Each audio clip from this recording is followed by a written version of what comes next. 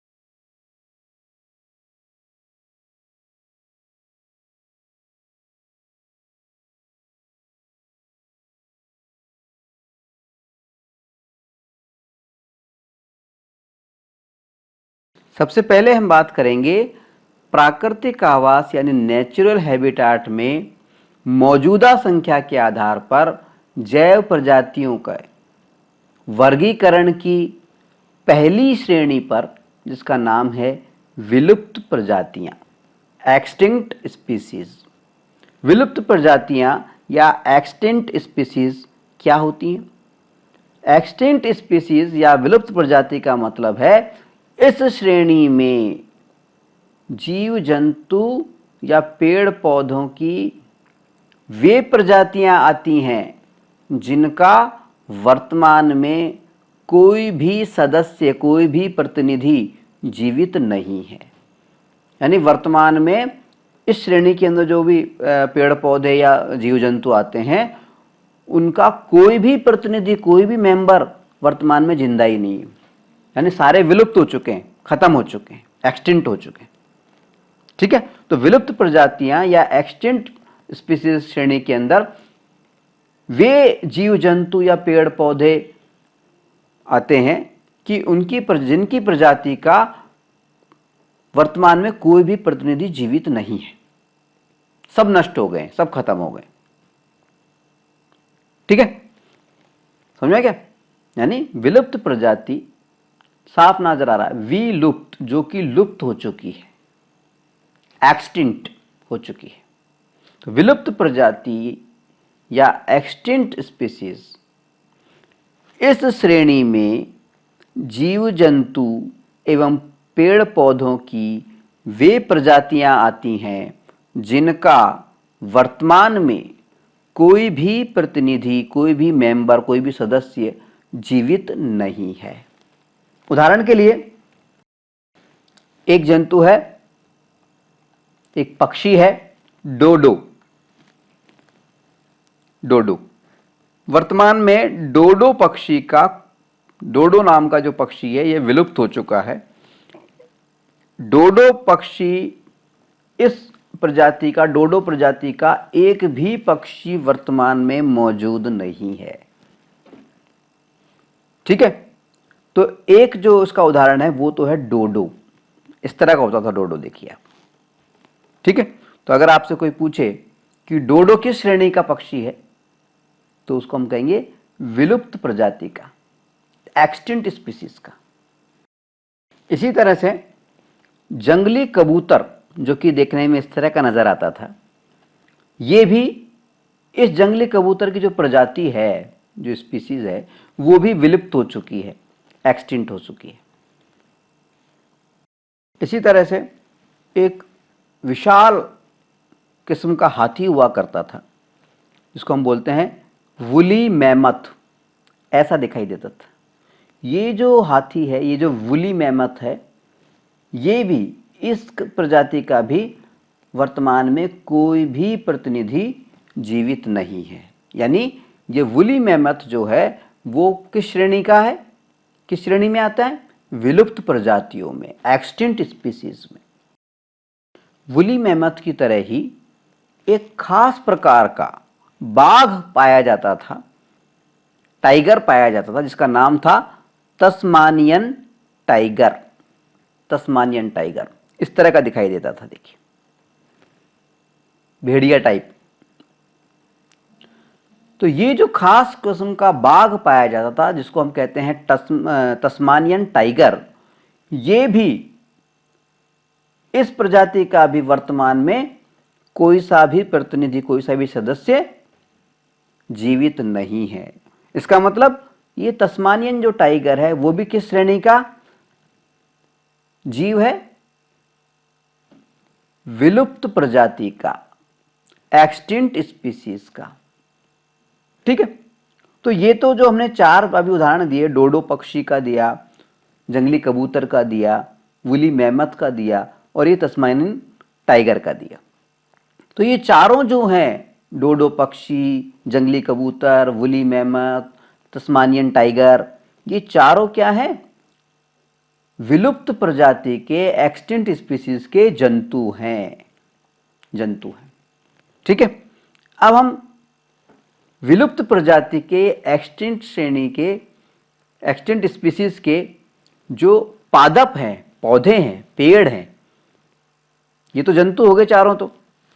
तो अब जो पादप हैं, पेड़ हैं, उनके बारे में भी जानकारी लेते हैं। अगर हम बात करें विलुप्त प्रजातियों के, एक्सटिंक्ट स्पीसीज के पादपों पर, यानी प्लांट्स पर, तो तीन मुख्य प्लांट्स के बारे में हम आपको बताएंगे। पहला जो प्लांट है, पहला जो पादप है विलुप्त श्रेणी का, एक्सटिंक्ट स्पीसीज का, वो है सेंट हेलेना ऑलिव, यानी जैतून। अंग्रेजी में जैतून को बोलते हैं ऑलिव। तो सेंट हेलेना ऑलिव जो है, ये विलुप्त प्रजाति का, एक्सटिंक्ट स्पीसीज का पादप है, पौधा है। और देखने में कैसा दिखाई देता है? इस तरह का दिखाई देता है, इस तरह का दिखाई देता है। आपकी बुक में जो प्रिंट किया गया है चित्र, वो थोड़ा सा गड़बड़ है। दरअसल उसके नीचे जो नाम लिखा गया है वो गलत लिखा गया है। जहां पर बुक में सेंट हेलेना ऑलिव या जैतून लिखा हुआ है, वहां पर वुड साइकेड्स होना चाहिए था। ठीक है, और वुड साइकेड्स कैसा दिखता है वो हम आपको, देखिए कैसा दिखता है। देखिए ये है वुड साइकेड्स, ये जो चित्र आपको दिया गया है ये है वुड साइकेड्स का, जबकि इस चित्र के नीचे जो आपकी बुक में लिख दिया गया है वो सेंट हेलेना जैतून लिख दिया गया है। आप पहचान लें। ठीक है, चलिए, खैर कोई खास बात नहीं, मिसप्रिंट हो जाता है। चलिए, तो ये जो वुड साइकेड्स है, पहला पादप तो जो विलुप्त प्रजाति का था, एक्सटिंक्ट स्पीसीज का था, वो तो हमने बता दिया, सेंट हेलेना जैतून। और विलुप्त प्रजाति का एक्सटेंट स्पीसीज का दूसरा जो पादप है, दूसरा जो पौधा है, उसका नाम है woods cycads. Woods cycads. Wood cycads कैसा दिखता है? इस तरह का दिखता है। पेड़ कैसा होता है? इस तरह का होता है, खजूर टाइप का पेड़ होता है, और ये अंदर ये फल इस तरह से दिखाई देते हैं। ठीक है, तो ये है वुड्स साइकेड्स, जो कि विलुप्त प्रजाति का एक्सटिंक्ट स्पीसीज का पादप है। इसका मतलब इस प्रजाति का वर्तमान में कोई भी प्रतिनिधि मौजूद नहीं है, यानी ये पौधा या ये जो पादप है ये पूरी तरह से समाप्त हो चुका है। विलुप्त प्रजाति यानी एक्सटिंक्ट स्पीसीज के पादप का तीसरा महत्वपूर्ण उदाहरण है कोकिया कुकी। कोकिया कुकी। कोकिया कुकी किस तरह का दिखता था? इस तरह का दिखता था। ठीक है, तो विलुप्त प्रजातियां पादपों की, एक्सटिंक्ट स्पीसीज प्लांट्स की, उसके हमने आपको 3 उदाहरण दिए। एक बताया सेंट हेलेना जैतून, एक बताया वुड्स साइकेड्स, और एक अभी अभी ये हमने सामने दिख रहा है, ये हमने बताया कोकिया कुकी। तो ये तीनों के तीनों जो पादप हैं ये विलुप्त प्रजाति के हैं, एक्सटिंक्ट स्पीसीज के हैं। और विलुप्त प्रजाति या एक्सटिंक्ट स्पीसीज का मतलब ये है कि वर्तमान में इस प्रजाति का कोई भी प्रतिनिधि जीवित नहीं है। क्लियर? चलिए अब हम बात करते हैं प्राकृतिक आवासों में यानी नेचुरल हैबिटाट में मौजूदा संख्या के आधार पर जैव प्रजातियों यानी स्पीसीज का जो वर्गीकरण किया गया है 4 श्रेणियों में, उस वर्गीकरण में से दूसरी श्रेणी जो है उस पर, दूसरी श्रेणी के अंदर यानी प्राकृतिक आवास में विलुप्त प्रजातियों पर, यानी उन प्रजातियों पर जो कि प्राकृतिक आवास में विलुप्त हो गई हैं, इसको हम लुप्त प्राय भी कह देते हैं। लुप्त प्राय, लुप्त प्रायः, लुप्त प्राय। लुप्त प्राय दूसरी श्रेणी है, लुप्त प्रायः या प्राकृतिक आवासों में विलुप्त प्रजातियां। अंग्रेजी में कहेंगे एक्सटिंक्ट, विलुप्त in the wild species. Extinct in the wild species यानी प्राकृतिक आवासों में विलुप्त प्रजातियां, इसको हम कहते हैं लुप्त प्राय प्रजातियां भी कह देते हैं।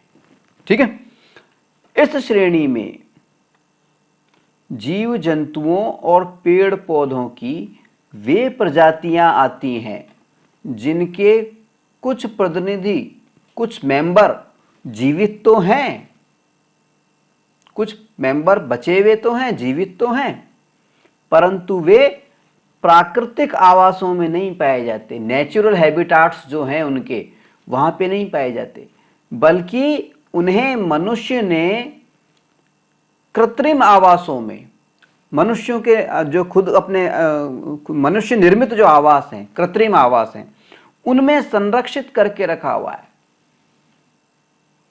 समझ बात? देखिए, जो अभी अभी हमने बात की थी पिछली श्रेणी के अंदर, उस श्रेणी के अंदर यानी विलुप्त श्रेणी जो थी हमारी, विलुप्त प्रजातियों की जो श्रेणी थी, एक्सटिंक्ट स्पीसीज की जो श्रेणी थी, उसमें हमने कहा था कि विलुप्त श्रेणी में, विलुप्त प्रजातियों की श्रेणी में, एक्सटिंक्ट स्पीसीज की श्रेणी में वो प्रजातियां आती हैं जीव जंतुओं की, पेड़ पौधों की, जिनका एक भी प्रतिनिधि वर्तमान में जीवित नहीं है। लेकिन लुप्त प्राय या प्राकृतिक आवासों में विलुप्त प्रजातियां इस श्रेणी के अंदर यानी extinct in the wild species, इस श्रेणी के अंदर जीव जंतुओं और पेड़ पौधों की वे प्रजातियां आती हैं जिनके कुछ पौधे जीवित तो हैं, यानी सारे समाप्त नहीं हुए, जिनके कुछ प्रतिनिधि जीवित तो हैं, कुछ पौधे या जीव जंतु जीवित तो हैं, परंतु वे प्राकृतिक आवासों में नहीं पाए जाते, नेचुरल हैबिटाट्स में नहीं पाए जाते, बल्कि उन्हें मनुष्य ने कृत्रिम आवासों में संरक्षित करके रखा हुआ है। ठीक है, यानी इस श्रेणी में, कौन श्रेणी में? लुप्त प्राय। इस श्रेणी को हम लुप्त प्राय श्रेणी भी बोल देते हैं, या फिर प्राकृतिक आवासों में विलुप्त प्रजातियों की श्रेणी भी कह देते हैं, एक्सटिंक्ट इन वाइल्ड स्पीसीज ये भी कह देते हैं। तो लुप्त प्राय श्रेणी जो है या प्राकृतिक आवासों में विलुप्त प्रजातियों की जो श्रेणी है, इसके अंदर कौन कौन से उदाहरण आते हैं, कौन कौन से जीव जंतु या पेड़ पौधे आते हैं? देखिए, इसके अंदर आते हैं हवाई कौवा। हवाई कौवा ऐसा दिखता था, काला काला, हवाई कौवा किस श्रेणी का है? हमसे सवाल पूछे कि हवाई कौवा किस श्रेणी में आएगा, तो उसको हम कह सकते हैं लुप्त प्राय श्रेणी या प्राकृतिक आवासों में विलुप्त प्रजातियां, इस श्रेणी के अंदर आता है। यानी ये हवाई कौवा पूरी तरह से नष्ट नहीं हुआ है, इसके सारे प्रतिनिधि खत्म नहीं हुए, इसके कुछ मेंबर अभी जीवित हैं, लेकिन वो प्राकृतिक आवासों में, नेचुरल हैबिटाट में जीवित नहीं है, बल्कि उनको मनुष्य ने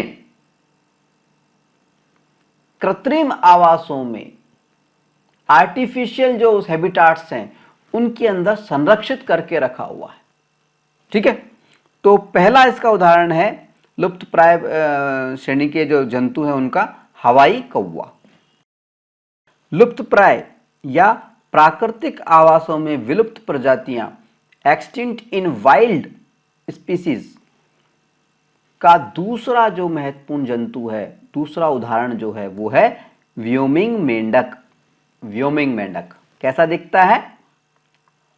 इस तरह का, गोल्डन गोल्डन। ठीक है, तो दूसरा उदाहरण क्या है लुप्त प्राय श्रेणी का या प्राकृतिक आवासों में विलुप्त प्रजातियों का? वो है व्योमिंग मेंढक। लुप्त प्राय का मतलब क्या हुआ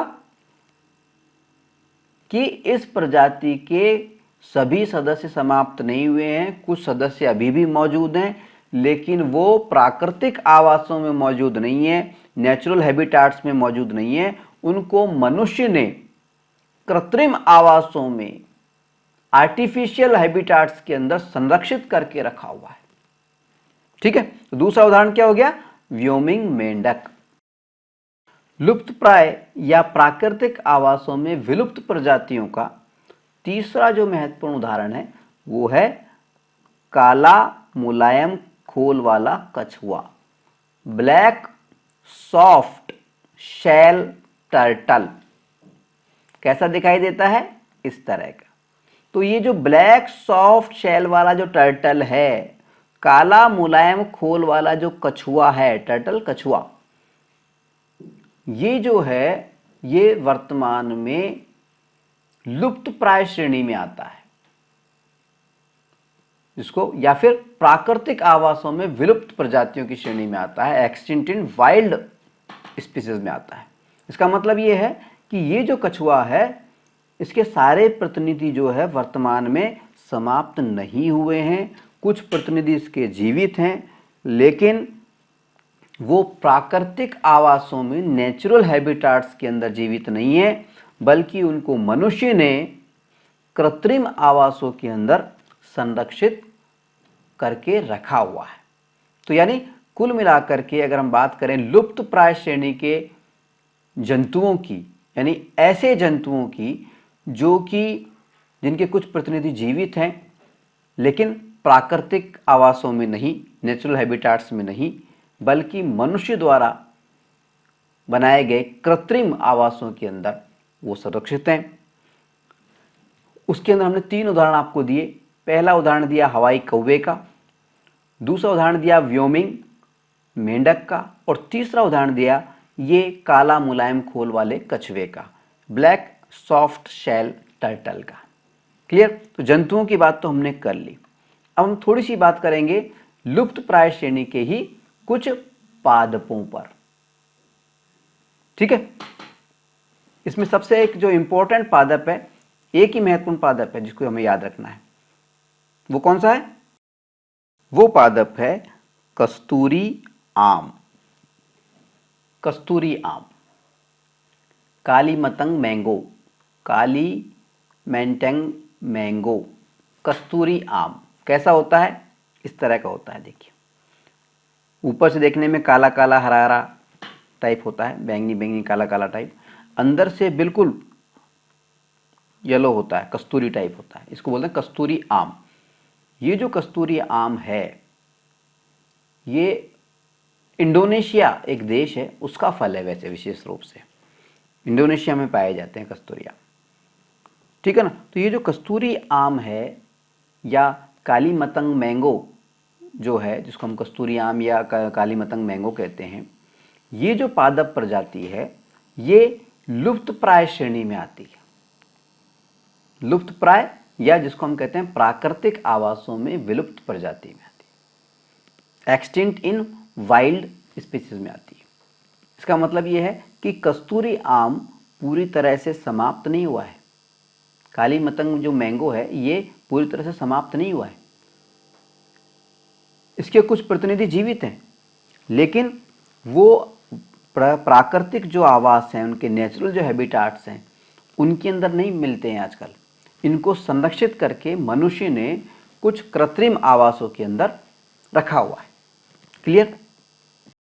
चलिए अब हम बात करते हैं प्राकृतिक आवासों में मौजूदा संख्या के आधार पर जैव प्रजातियों के वर्गीकरण की तीसरी जो श्रेणी है, तीसरी जो कैटेगरी है उस पर। और तीसरी कैटेगरी कौन सी है? वो है संकटापन्न प्रजातियां। संकटापन्न यानी जो प्रजातियां संकट में आ चुकी हैं। अंग्रेजी में बोलते हैं एंडेंजर्ड स्पीसीज। एंडेंजर्ड स्पीसीज, संकटापन्न प्रजातियां। तो संकटापन्न प्रजातियां या एंडेंजर्ड स्पीसीज क्या होती हैं? देखिए, इस श्रेणी के अंदर, इस श्रेणी में जीव जंतुओं एवं पेड़ पौधों की वे प्रजातियां आती हैं, वे स्पीसीज आती हैं जिनके प्रतिनिधियों की संख्या एक निश्चित, एक निर्धारित स्तर से लगातार तेजी से कम होती जा रही है। और यदि समय रहते उनका संरक्षण प्रारंभ न किया जाए तो आने वाले समय में वो विलुप्त हो सकती है। ठीक है? संकटापन्न प्रजातियां या एंडेंजर्ड स्पीसीज का मतलब क्या हुआ? वे प्रजातियां जो कि बेहद खतरे में हैं, जिनके प्रतिनिधियों की संख्या तेजी से कम हो रही है, एक निर्धारित संख्या से तेजी से कम हो रही है, और यदि समय रहते इनका संरक्षण प्रारंभ न किया जाए तो आने वाले समय में वो विलुप्त हो सकती हैं, वो भी एक्सटिंक्ट हो सकती हैं। यानी ऐसा समय भी आ सकता है कि जब इन प्रजातियों का कोई भी प्रतिनिधि जीवित ना रहे। ठीक है? तो संकटापन्न प्रजातियां या एंडेंजर्ड स्पीसीज का मतलब क्या हुआ? इस श्रेणी में जीव जंतुओं एवं पेड़ पौधों की वे प्रजातियां आती हैं जिनके प्रतिनिधियों की संख्या एक निर्धारित स्तर से लगातार कम होती जा रही है, और यदि समय रहते उनका संरक्षण प्रारंभ न किया जाए तो आने वाले समय में वो विलुप्त हो सकती हैं, एक्सटिंक्ट हो सकती हैं, यानी उनका कोई भी प्रतिनिधि जीवित ना रहे, ऐसा हो सकता है। ठीक है? अब संकटापन्न या एंडेंजर्ड जो स्पीसीज हैं, संकटापन्न जो प्रजातियां हैं, उसके उदाहरण कौन कौन से हैं? देखिए, उदाहरणों को हम दो भागों में बांटते हुए चल रहे हैं हमेशा। एक तो जो संकटापन्न प्रजातियां हैं जंतुओं की कौन सी हैं, और पादपों की, पेड़ पौधों की कौन सी हैं। तो पहले हम जंतुओं की प्रजाति बता रहे हैं, यानी उन जंतुओं के बारे में आपको बता रहे हैं जिन जंतुओं की संख्या तेजी से कम हो रही है और इनका संरक्षण बेहद आवश्यक हो गया है। तो संकटापन्न प्रजातियों के जो जंतु हैं वो कौन कौन से हैं? वो हैं एशियाई सिंह, एशियाटिक लॉयन। एशियाई सिंह या एशियाटिक लॉयन कैसा दिखता है? इस तरह का दिखता है। देखिए, ये है एशियाई सिंह, अंग्रेजी में बोलते हैं एशियाटिक लॉयन। एशियाई सिंह यानी एशियाटिक लॉयन के अलावा जो संकटापन्न प्रजातियां हैं, एंडेंजर्ड स्पीसीज हैं, उसका जंतुओं का दूसरा जो महत्वपूर्ण उदाहरण है वो है गंगा नदी की डॉल्फिन। इस तरह की होती है गंगा नदी की डॉल्फिन। ठीक है, तो दूसरा उदाहरण क्या हो गया? पहला उदाहरण तो हमने दे दिया आपको एशियाई सिंह, एशियाटिक लायन। दूसरी बात हमने दूसरा उदाहरण दे दिया संकटापन प्रजाति का, एंडेंजर्ड स्पीशीज का, वो है गंगा नदी की डॉल्फिन। संकटापन प्रजातियां यानी एंडेंजर्ड स्पीशीज का जो तीसरा उदाहरण है वो है कृष्ण मृग, काला हिरण। इस तरह का दिखाई देते हैं काले हिरण। ठीक है, तो 3 जंतु हमने आपको बता चुके हैं। पहला बताया हमने एशियाई सिंह, एशियाटिक लायन। दूसरा हमने बताया गंगा नदी की डॉल्फिन। और तीसरा हमने जंतु बताया है जो कि संकटापन्न श्रेणी का है, एंडेंजर्ड स्पीशीज का है, वो है कृष्ण मृग यानी काला हिरण। संकटापन्न प्रजातियों यानी एंडेंजर्ड स्पीशीज का जो चौथा उदाहरण है वो है एक सींग वाला गेंडा, वन हॉर्न्ड राइनो। गेंडे को अंग्रेजी में बोलते हैं राइनो और सींग को बोलते हैं हॉर्न। एक सींग वाला गेंडा यानी वन हॉर्न्ड राइनो, यानी ऐसा राइनो, ऐसा गेंडा जिसके पास में एक सींग होता है। कैसा दिखाई देता है? इस तरह का दिखाई देता है। देखिए इस चित्र में दिखाया हुआ है, ये सींग नजर आ रहा है, ये सींग, नाक के ऊपर सींग होता है इसका। ठीक है, तो एक सींग वाला जो गेंडा है, वन हॉर्न्ड राइनो जो है, वो भी क्या है? एक संकटापन्न प्रजाति वाला जंतु, एंडेंजर्ड स्पीशीज का जंतु है ये। ठीक है, अच्छा यहाँ पे एक खास बात और बता दें कि ये जो एक सींग वाला जो गेंडा है, वन हॉर्न जो राइनो है, जो कि संकटापन्न प्रजाति की श्रेणी वाला जंतु है, ये कहाँ पाया जाता है? असम में काजीरंगा नेशनल पार्क है। नेशनल पार्क क्या होता है इसकी जानकारी थोड़ी देर बाद में देंगे हम आपको, लेकिन फिलहाल इतना समझ लें कि असम राज्य के अंदर, भारत में एक राज्य है असम, और उस असम राज्य के अंदर एक नेशनल पार्क है, राष्ट्रीय उद्यान है, जिसका नाम है काजीरंगा। काजीरंगा एक जगह है, वहाँ पे नेशनल पार्क है, काजीरंगा नेशनल पार्क। उस काजीरंगा नेशनल पार्क की खासियत क्या है कि वहाँ पर एक सींग वाले जो गेंडे हैं, वन हॉर्न जो राइनो है, उनको संरक्षित करके रखा हुआ है। ठीक है, चलिए ये तो हो गया हमारा चौथा उदाहरण। संकटापन्न प्रजातियों यानी एंडेंजर्ड स्पीशीज के जंतुओं का पांचवा जो उदाहरण है वो है रेगिस्तानी छिपकली। रेगिस्तानी छिपकली, डेजर्ट लिजार्ड। छिपकली को अंग्रेजी में बोलते हैं लिजार्ड, रेगिस्तान को बोलते हैं डेजर्ट। तो रेगिस्तानी छिपकली या डेजर्ट लिजार्ड जो है वो एक संकटापन्न प्रजाति है, उसका जंतु है, एंडेंजर्ड स्पीशीज का जंतु है। संकटापन्न प्रजाति या एंडेंजर्ड स्पीशीज का मतलब क्या होता है? इसका मतलब ये है कि इस श्रेणी के अंदर जो भी जंतु आ रहा है उसके प्रतिनिधियों की जो संख्या है वो एक निर्धारित स्तर से लगातार कम होती जा रही है, और अगर इनको हम समय रहते संरक्षित ना करें तो एक समय ऐसा भी आ सकता है जब इस प्रजाति का, इन प्रजातियों का कोई भी सदस्य जीवित ना हो। ठीक है, तो ये अब तक हम आपको 5 जो है संकटापन्न प्रजातियों के जंतुओं की जानकारी दे चुके हैं। कौन कौन से दे चुके हैं? रिकॉल करें। पहले हमने बताया एशियाई सिंह यानी एशियाटिक लायन, फिर हमने बताया गंगा नदी की डॉल्फिन, फिर हमने बताया कृष्ण मृग यानी काला हिरण, फिर हमने बताया अभी अभी एक सींग वाला गेंडा जो कि काजीरंगा असम के अंदर मिलता है, और अभी अभी सामने जो हमारे चित्र है उसमें हम आपको बता रहे हैं रेगिस्तानी छिपकली यानी डेजर्ट लिजार्ड के बारे में। ठीक है, तो 5 जंतुओं के बारे में हम बता चुके हैं। और कौन कौन से हैं? देखिए, संकटापन्न प्रजातियां या एंडेंजर्ड स्पीशीज के जंतुओं का जो छठा उदाहरण है वो है गोंडावन। ये गलत लिखा हुआ है, गोडावन है, ये गोडावन, गोडावण, ये है अण,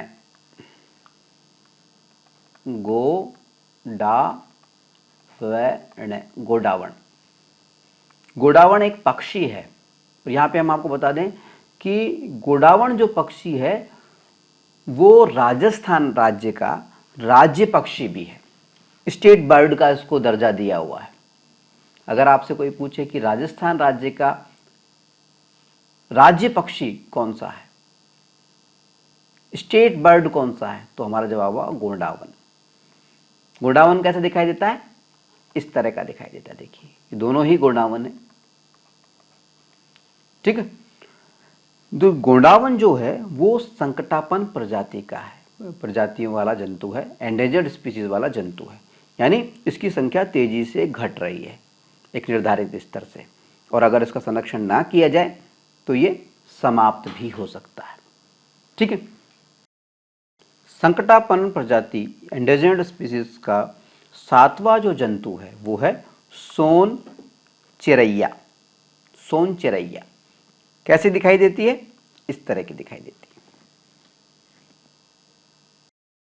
संकटापन्न प्रजाति यानी एंडेंजर्ड स्पीसीज का जो सातवां जंतु है, आठवां जो जंतु है वो है गिद्ध, जिसको अंग्रेजी में हम कहते हैं वल्चर।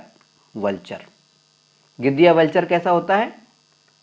इस तरह का, मरे हुए जानवरों को खाता है ये, ठीक है, ठीक है।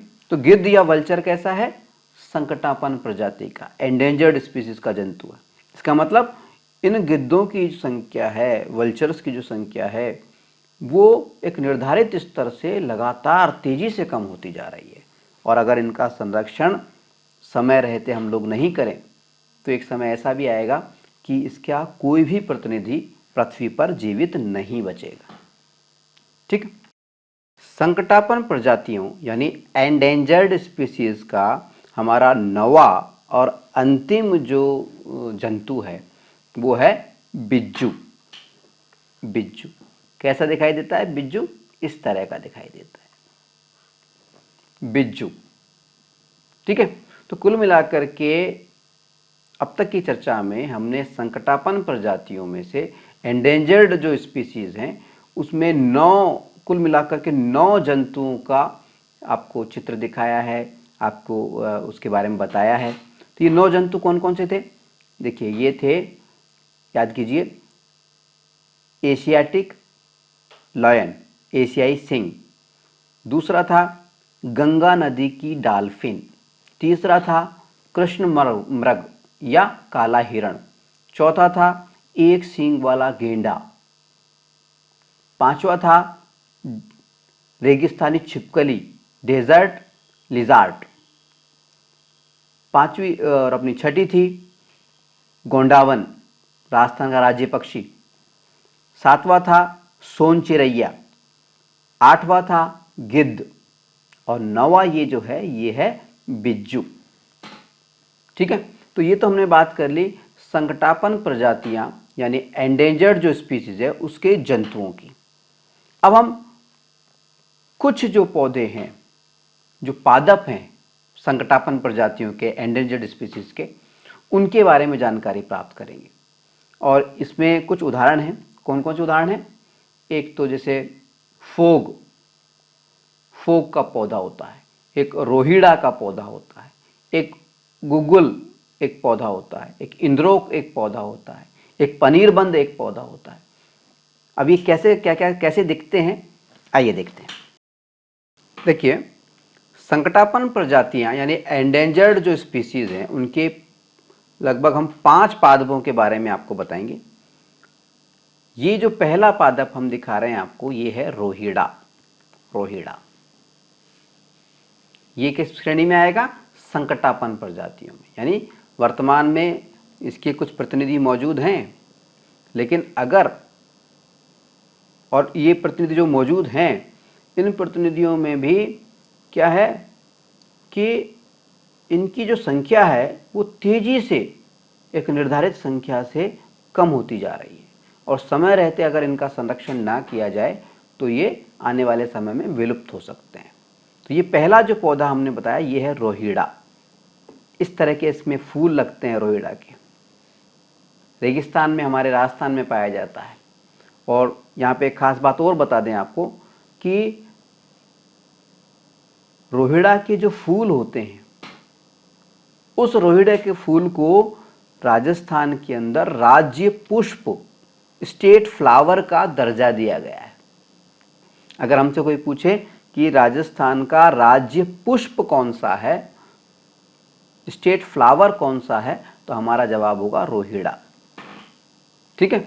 और रोहिड़ा किस श्रेणी में आता है प्रजातियों के हिसाब से, मौजूदा संख्या के आधार पर? संकटापन्न प्रजातियों, एंडेंजर्ड स्पीसीज का पादप है ये। ठीक है।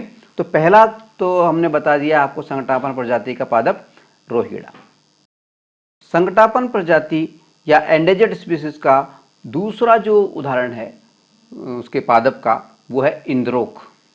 इंद्रोक, ये जो इंद्रोक का जो पेड़ है, ये पादप है, ये माउंट आबू के आसपास का जो इलाका है राजस्थान में, वहाँ पे आमतौर पे पाया जाता है। एंडेंजर्ड स्पीसीज या संकटापन्न प्रजाति का हमारा जो ये तीसरा महत्वपूर्ण जो पादप है वो है फोग या फोगड़ा। कैसा दिखाई देता है? इस तरह का। संकटापन्न यानी एंडेंजर्ड स्पीसीज का चौथा जो हमारा उदाहरण है वो है गुगुल। कैसा दिखाई देता है? इस तरह का। संकटापन्न यानी एंडेंजर्ड स्पीसीज का पांचवा और अंतिम महत्वपूर्ण हमारा जो पादप है वो है पनीरबंध। पनीरबंध, पनीरबंध का पौधा कैसा दिखाई देता है? इस तरह का दिखाई देता है। पनीरबंध का जो पौधा है ये एक प्रकार का औषधीय पौधा है, मेडिकल प्लांट है, इससे दवाइयाँ बनती हैं। और इस पौधे के अंदर इस तरह की फल लगते हैं, डोडी लगते हैं। पहले ये हरे होते हैं, फिर बाद में ये भूरे भूरे हो जाते हैं। और जब इस फल को हम इससे छिलका, भूरे वाली परत हटाते हैं, छिलका हटाते हैं, तो ये काले रंग के इस तरह के बीज इसमें से निकलते हैं जिनसे तरह तरह की औषधियाँ बनाई जाती हैं। तो पनीरबंध जो है वो एक मेडिकल प्लांट है, एक औषधीय पौधा है। ठीक है। और ये जो पनीरबंध या जो ये औषधीय पौधा है हमारा, ये जो पौधा है ये एक संकटापन्न प्रजाति का पौधा है, एंडेंजर्ड स्पीसीज का पौधा है। यानी इसके जो इस श्रेणी के जो मतलब इसके जो प्रतिनिधि हैं, यानी ये जो पौधा है पनीरबंध का, इसकी जो संख्या है वो एक निर्धारित स्तर से लगातार कम होती जा रही है। और यदि समय रहते इसका संरक्षण न किया जाए तो पनीरबंध का पौधा इतिहास की बात हो जाएगी, इसका कोई भी प्रतिनिधि जिंदा नहीं रहेगा। ठीक है। अब हम बात करेंगे प्राकृतिक आवास यानी नेचुरल हैबिटाट में मौजूदा संख्या के आधार पर जैव प्रजातियों का जो वर्गीकरण हमने किया है उसकी चौथी और अंतिम श्रेणी पर, जिसका नाम है विशेष क्षेत्रीय प्रजातियां। विशेष क्षेत्रीय प्रजातियां, अंग्रेजी में इसको बोलते हैं एंडेमिक स्पीसीज। सवाल उठता है कि विशेष क्षेत्रीय प्रजाति या एंडेमिक स्पीसीज क्या चीज होती हैं? देखिए, नाम से स्पष्ट हो रहा है, विशेष क्षेत्रीय प्रजातियां अर्थात वे प्रजातियां जो केवल किसी क्षेत्र विशेष में, केवल किसी इलाके विशेष में पाई जाती हैं, उनको हम कहते हैं विशेष क्षेत्रीय प्रजातियां या एंडेमिक स्पीसीज। ठीक है। यानी विशेष क्षेत्रीय प्रजाति की जो श्रेणी है, इस श्रेणी में जीव जंतुओं एवं पेड़ पौधों की वे प्रजातियां आती हैं जो किसी खास इलाके में ही पाई जाती हैं। ठीक है ना। यानी ये जो विशेष क्षेत्रीय प्रजातियां हैं, एंडेमिक स्पीसीज जो हैं, वो केवल और केवल किसी खास इलाके में, किसी खास क्षेत्र में ही पाई जाती हैं। चाहे वो, अब स्पीसीज में दोनों चीजें आ गई, जीव जंतु भी आ गए और पेड़ पौधे भी आ गए। यानी विशेष क्षेत्रीय प्रजातियों के अंदर जीव जंतुओं और पेड़ पौधों की वे प्रजातियां आती हैं, वे स्पीसीज आती हैं जो कि किसी खास इलाके में, किसी खास क्षेत्र में ही पाई जाती हैं। उदाहरण के लिए राजस्थान का एक पड़ोसी राज्य है जिसका नाम है मध्य प्रदेश। मध्य प्रदेश, जिसकी राजधानी है भोपाल। और यहाँ पे हम आपको जानकारी दे दें कि 1 नवंबर सन 2000 से पहले तक, 1 नवंबर सन 2000 से पहले तक ये जो मध्य प्रदेश था, ये भारत का सबसे बड़ा राज्य था क्षेत्रफल की दृष्टि से। ठीक है, लेकिन 1 नवंबर सन 2000 को मध्य प्रदेश को डिवाइड करके 2 भागों में बांट दिया गया और डिवाइड करके जो नया राज्य बनाया गया, एक नया राज्य बनाया गया, उसका नाम था छत्तीसगढ़, जिसकी राजधानी रखी गई रायपुर। ठीक है, उसके बाद से राजस्थान देश का सबसे बड़ा राज्य है क्षेत्रफल की दृष्टि से। ठीक है, चलिए खैर, ये तो जनरल बात हो गई। अब हम बात करते हैं मुद्दे की। तो हम कह रहे थे कि राजस्थान का एक पड़ोसी राज्य है मध्य प्रदेश, और मध्य प्रदेश के अंदर एक जगह है पंचमढ़ी। पंचमढ़ी, ये जो पंचमढ़ी जगह है, इस पंचमढ़ी का जो इलाका है, इसको जैव मंडलीय रिजर्व क्षेत्र, जैव मंडलीय या बायोस्फीयर रिजर्व क्षेत्र का दर्जा दिया गया है। यानी इस क्षेत्र के अंदर इसको रिजर्व किया गया है बायोडाइवर्सिटी के हिसाब से। तो ये जो जैव मंडलीय रिजर्व क्षेत्र है पंचमढ़ी, इस पंचमढ़ी का जो इलाका है, इसके अंदर बहुत सी विशेष क्षेत्रीय प्रजातियां यानी एंडेमिक स्पीसीज पाई जाती हैं, जो कि केवल यहीं पे पाई जाती है। क्योंकि विशेष क्षेत्रीय प्रजाति का मतलब क्या है? किसी क्षेत्र विशेष में, केवल क्षेत्र विशेष में पाई जाने वाली प्रजातियों को हम एंडेमिक या विशेष क्षेत्रीय प्रजातियां कहते हैं। तो ये जो पंचमढ़ी का जैव मंडलीय रिजर्व क्षेत्र है, बायोस्फीयर रिजर्व क्षेत्र है, इसके अंदर भी कई पौधों की और कई जंतुओं की विशेष क्षेत्रीय प्रजातियां, एंडेमिक स्पीसीज पाई जाती हैं, जो कि केवल यहीं पे पाई जाती हैं और कहीं नहीं पाई जाती। अब अगर हम बात करें पादपों की यानी पौधों की प्रजातियों की, तो 2 खास पौधे हम आपको बताएंगे। एक तो है साल का पौधा, साल का पेड़। बड़े बड़े पेड़ होते हैं, अगर आप कभी पंचमढ़ी जाएंगे तो आपको बड़े बड़े साल के जो पेड़ हैं उनके जंगल नजर आएंगे। तो एक तो साल का जो पेड़ है, ये स्पेशली विशेष तौर पर पंचमढ़ी के क्षेत्र में पाया जाता है। तो ये एक विशेष क्षेत्रीय पादप है या उसकी प्रजाति है। ठीक है, इसी तरह से एक है जंगली आम। जंगली आम, इस तरह का पौधा दिखाई देता है जंगली आम का। ये जो जंगली आम का पौधा है, ये भी पंचमढ़ी का जो जैव मंडलीय रिजर्व क्षेत्र है, बायोस्फीयर रिजर्व क्षेत्र है पंचमढ़ी इलाके का, वहां पे पाया जाता है। तो साल का पेड़ और जंगली आम के जो पेड़ हैं, इनको हम विशेष क्षेत्रीय प्रजाति के अंतर्गत रखते हैं पादपों की, जो कि कहाँ पे पाई जाती हैं? पंचमढ़ी के जैव मंडलीय रिजर्व क्षेत्र में, बायोस्फीयर रिजर्व क्षेत्र में। और पंचमढ़ी कहाँ पर है? पंचमढ़ी है मध्य प्रदेश के अंदर। ठीक है, ये तो बात हो गई हमारी कि विशेष क्षेत्रीय प्रजातियां किस चीज की?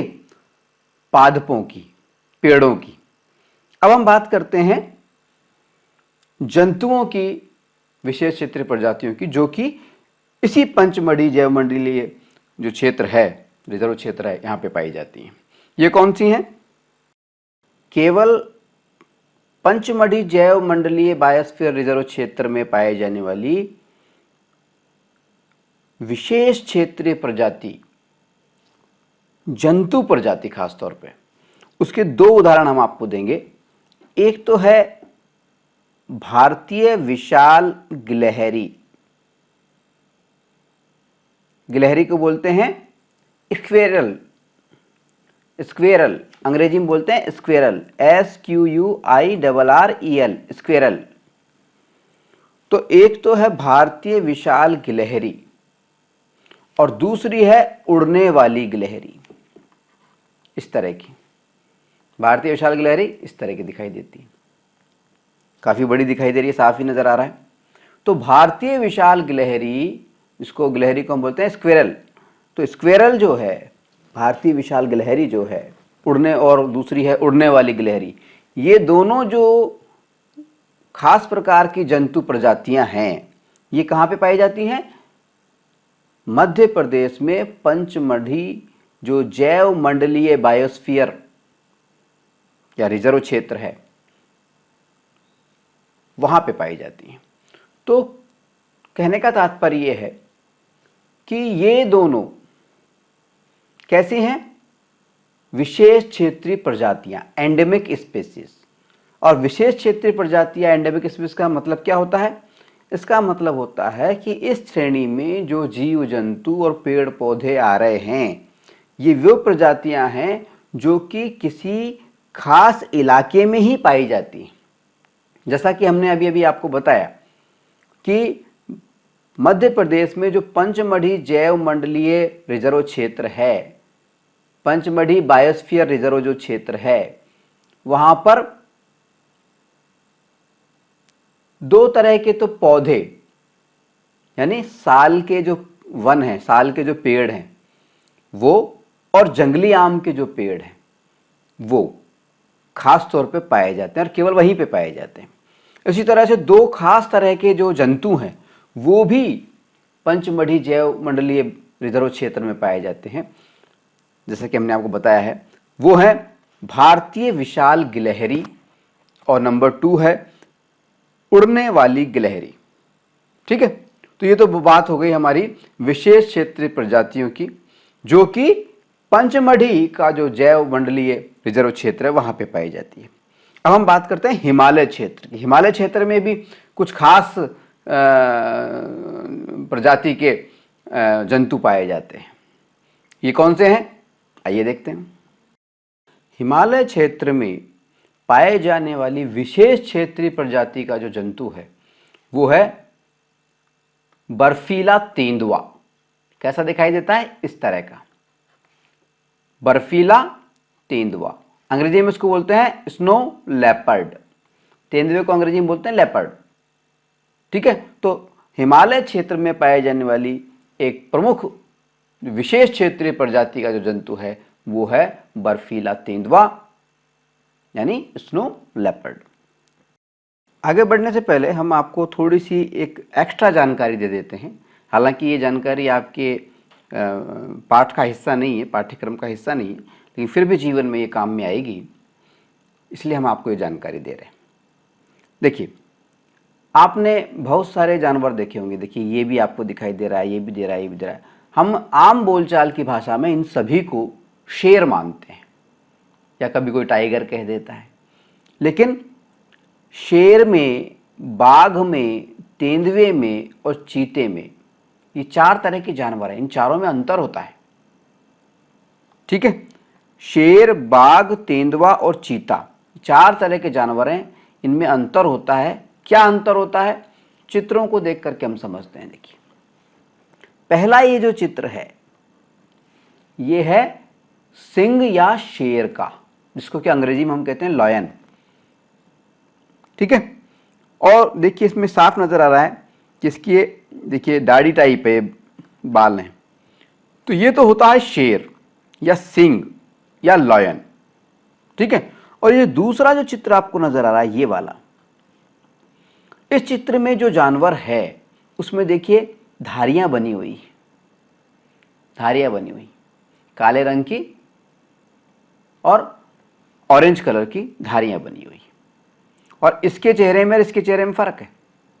ये जो जानवर है दूसरे नंबर पे जो है, ये है बाघ, जिसको अंग्रेजी में हम कहते हैं टाइगर। Tiger, TIGER tiger. ठीक है। और जो तीसरा ये जो चित्र है, इसमें जो जानवर हमें दिखाई दे रहा है, जिसमें बड़े बड़े धब्बे नजर आ रहे हैं, इस जानवर को हम कहते हैं तेंदुआ। अंग्रेजी में बोलते हैं लेपर्ड, तेंदुआ या लेपर्ड। ठीक है, ठीक है, तेंदुआ या लेपर्ड। इसमें काले धब्बे होते हैं, मोटे मोटे धब्बे होते हैं, साफ दिखाई दे रहे हैं। देखिए इसमें धब्बे दिख रहे हैं, यहां पे इसमें धारियां हैं।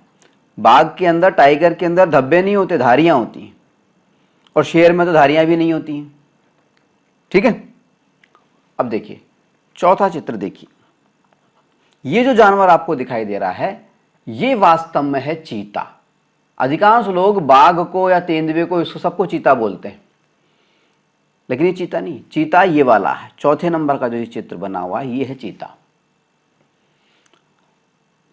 चीता, चीता को अंग्रेजी में भी चीता ही बोलते हैं, CHEETA, चीता। अब चीता के बारे में हम आपको 2-3 बातें बता देते हैं। खास बात, पहली बात तो ये कि चीता जो जानवर है, ये भारत में खत्म हो चुके हैं। चीता जो है भारत में पाया ही नहीं जाता है। भारत में कौन चीज पाई जाती है? टाइगर या बाघ। ठीक है। दूसरी बात, ये जो चीता होता है और ये जो बाघ होता है, इसमें एक खास अंतर है। लेपर्ड, इसमें एक अंतर है। चीता जो होता है, ये पहली बात तो ये कि चीते में और लेपर्ड में, ये जो तेंदुआ और चीता जो है, इसमें अंतर क्या है? इसमें जो धब्बे दिखाई, धब्बे दोनों में दिखाई दे रहे हैं, लेकिन तेंदुए में थोड़े बड़े धब्बे होते हैं और चीता के अंदर थोड़े छोटे धब्बे होते हैं। एक तो अंतर ये है। दूसरी बात, चीता की एक खासियत होती है, चीता सबसे तेज दौड़ता है और साथ ही साथ में इसकी खासियत ये होती है कि चीता दहाड़ नहीं सकता। शेर दहाड़ सकता है, यानी लायन दहाड़ सकता है, बाघ यानी टाइगर दहाड़ सकता है, तेंदुआ यानी लेपर्ड भी दहाड़ सकता है, लेकिन चीते की खासियत क्या होती है? चीता दहाड़ नहीं सकता है।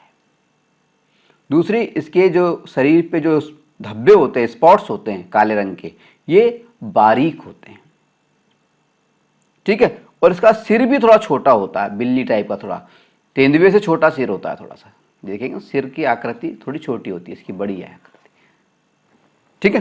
तो ये तो कुछ एक्स्ट्रा जानकारी हमने दे दी ताकि आपको शेर में, बाघ में और जो तेंदुआ है और चीता है, इन चारों में अंतर समझ में आए। ठीक है। और राजस्थान के अंदर बाघ पाए जाते हैं, चीता कभी नहीं पाया जाता। चीता तो भारत में ही पाया नहीं जाता है। ठीक है। तो राजस्थान में जो पाए जाते हैं मुख्यतः, या भारत में जो पाए जाते हैं, वो शेर, बाघ और तेंदुआ तो पाए जाते हैं, चीता नहीं पाया जाता है। क्लियर? चलिए आगे बढ़ते हैं। हम बात कर रहे थे विशेष क्षेत्रीय प्रजातियों की, एंडेमिक स्पीसीज के जंतुओं की। तो विशेष क्षेत्रीय प्रजातियां या एंडेमिक स्पीसीज का ही एक खास प्रकार का जंतु है गंगा नदी की डॉल्फिन। इस तरह की दिखाई देती है, नाम से स्पष्ट है, गंगा नदी की डॉल्फिन यानी गंगा नदी में पाई जाती है। ठीक है। कोई पूछे कि गंगा नदी की डॉल्फिन कहाँ पाई जाती है? साफ दिख रहा है, गंगा नदी में पाई जाती है। अब गंगा नदी की जो डॉल्फिन है वो भी एक विशेष क्षेत्रीय प्रजाति है, एंडेमिक स्पीसीज है। क्यों है? क्योंकि ये सिर्फ और सिर्फ गंगा नदी में ही पाई जाती है। कोई भी प्रजाति, चाहे से वो जंतु प्रजाति हो, चाहे वो पौधों की या पादपों की प्रजाति हो, अगर वो किसी क्षेत्र विशेष में पाई जाती है तो उस प्रजाति को हम कहते हैं विशेष क्षेत्रीय प्रजाति या एंडेमिक स्पीसीज। ठीक है। इसी तरह से राजस्थान में पाए जाने वाली इंद्रोक, पेम्पा, खेड़ूला और सूफोग, ये जो 4 तरह के पादप हैं, ये भी विशेष क्षेत्रीय प्रजातियां हैं। ठीक है। विशेष क्षेत्रीय प्रजातियां, इसका मतलब केवल राजस्थान में पाई जाती हैं। कौन कौन सी? इंद्रोक, पेम्पा, खेड़ूला और सूफोग। ठीक है। तो इंद्रोक, पेम्पा, खेड़ुला और सूफोक ये भी क्षेत्र विशेष क्षेत्रीय प्रजातियां हैं, एंडेमिक स्पीसीज हैं, जो कि मुख्यतया राजस्थान के इलाके में, राजस्थान के क्षेत्र में पाई जाती हैं। राजस्थान की तरह ही भारत के दक्षिणी पश्चिमी घाट पर पाए जाने वाला एक पौधा है, एक पेड़ है, लाल चंदन का पेड़, रेड संडल, संडल यानी चंदन, ठीक है। तो दक्षिणी पश्चिमी घाट के अंदर, दक्षिण पश्चिमी घाट का मतलब क्या हुआ? देखिए, सबसे पहले तो हम दिशाओं के बारे में समझते हैं थोड़ा सा। देखिए, जब भी हम कागज पे दिशाओं की बात करते हैं तो प्लस का चिन्ह बनाते हैं और ऊपर की तरफ उत्तर दिशा, नीचे की तरफ दक्षिण दिशा, सीधे हाथ की तरफ पूर्व दिशा और उल्टे हाथ की तरफ पश्चिम दिशा, इसका प्रदर्शन करते हैं। तो भारत के दक्षिण में, दक्षिणी हिस्से में दक्षिणी पश्चिमी घाट की बात हो रही है। तो यहाँ पहले एक बात तो ये बता दें कि घाट का मतलब क्या होता है। घाट का मतलब होता है किसी भी समुद्र या नदी के पास का जो किनारा होता है, मुहाना जिसको हम कहते हैं, उसको हम घाट कहते हैं, ठीक है। तो भारत के दक्षिणी पश्चिमी घाट का मतलब क्या हुआ कि भारत के नक्शे को अगर हम देखें, ये देखिए दक्षिणी हिस्सा इसमें चित्र में दिखाया गया है और इसमें पश्चिम का हिस्सा देखिए, ये वाला हिस्सा, ये हिस्सा देखिए लाल रंग में दिखा हुआ है। तो ये समुद्र है, इस साइड में अरब सागर, इसका नाम है अरब सागर। तो अरब सागर के पास वाला, ये समुद्र के पास वाला जो हिस्सा है जहाँ पे एक पर्वत श्रृंखला है, इसको हम दक्षिण पश्चिमी घाट कहते हैं। घाट इसलिए कहते हैं क्योंकि समुद्र के पास वाला ये हिस्सा है। और उसके अंदर कौन कौन से, जैसे कर्नाटक, तमिलनाडु, केरला, ये सारे इलाके आ जाते हैं। तो भारत का जो दक्षिणी पश्चिमी घाट है, यहाँ पर पाया जाने वाला लाल चंदन का, रेड संडल का जो पौधा है, पेड़ है, वो भी एक विशेष क्षेत्रीय प्रजाति का है, एंडेमिक स्पीसीज का है। एंडेमिक स्पीसीज का मतलब क्या हुआ? इसका मतलब ये हुआ कि भारत के दक्षिणी पश्चिमी घाट वाला जो हिस्सा है, केवल इस हिस्से के अंदर लाल चंदन के, रेड संडल के पेड़ पाए जाते हैं, ठीक है।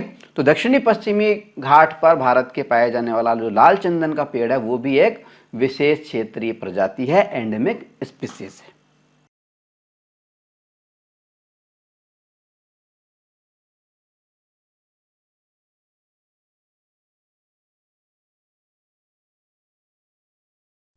जन गण मन अधिनायक जय हे भारत भाग्य विधाता।